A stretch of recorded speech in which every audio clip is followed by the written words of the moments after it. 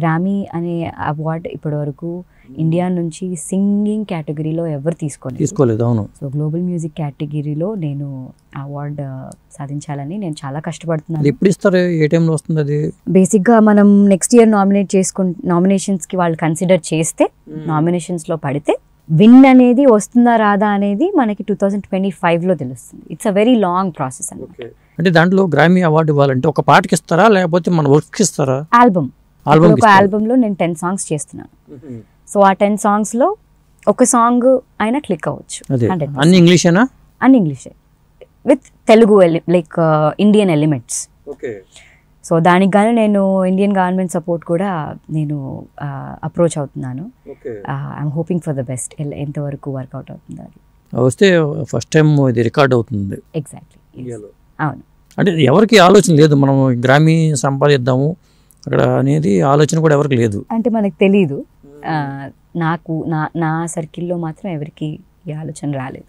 అదే వేరే సింగర్స్తో వాళ్ళతో సంబంధాలు ఉన్నాయా? మంగ్లీ అక్క నాకు షీఈ్ లైక్ మై ఫ్యామిలీ. చాలా క్లోజ్గా ఉంటాం. ఎప్పుడు పరిచయం మంగ్లీతో? 2019-20 ఆ టైం నుంచి బాగా తెలుసు.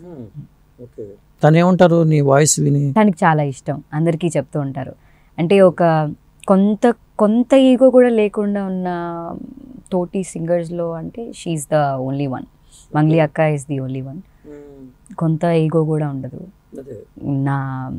అంటే వేరే వాళ్ళకి చాలా బాగా పాడుతుంది అని చెప్పే అది ఉండదు. సాధారణంగా సింగర్స్ ఉండదు, నాకు పోటీ అని ఫీల్ అవుతూ ఉంటారు. పైగా మీ ఇద్దరికి దగ్గరగా ఉంది వాయిస్ కూడా. అవును, షీఈ్ సో స్వీట్. ఆ విషయంలో షీఈ్ వెరీ గుడ్. మరి ఫోక్ సాంగ్స్ పరంగా బాగా పేరు తెచ్చిన ఇంక పాటలు ఇంకేమున్నాయి? బావ పాట ఒకటి నేను పాడాను. అది ఒకసారి.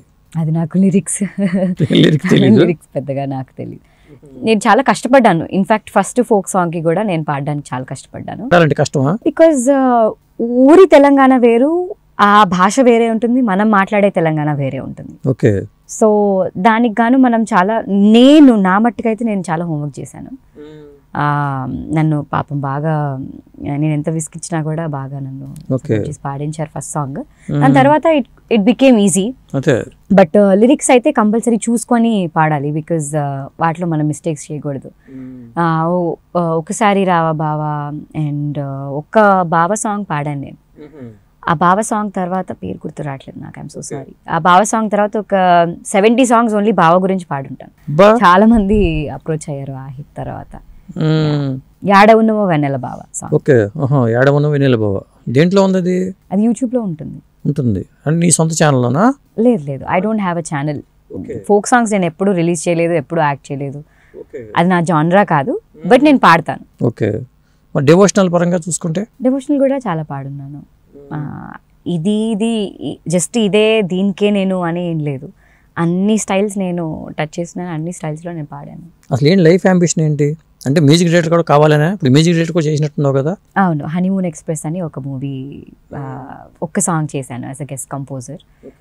కళ్యాణ్ మలిక్ గారు ఒరిజినల్ మ్యూజిక్ డైరెక్టర్ దానికి, బాలా గారు దానికి డైరెక్టర్ అండ్ ప్రొడ్యూసర్ అనమాట. Hebah Patel and Chaitanya Rao Palladi. That's my recent very fresh work. అది నేను అండ్ మదీన్ ఎస్కే గారు చేసిన వర్క్. సో దానికి లిరిక్స్ కిట్టు విసప్ర రాశారు.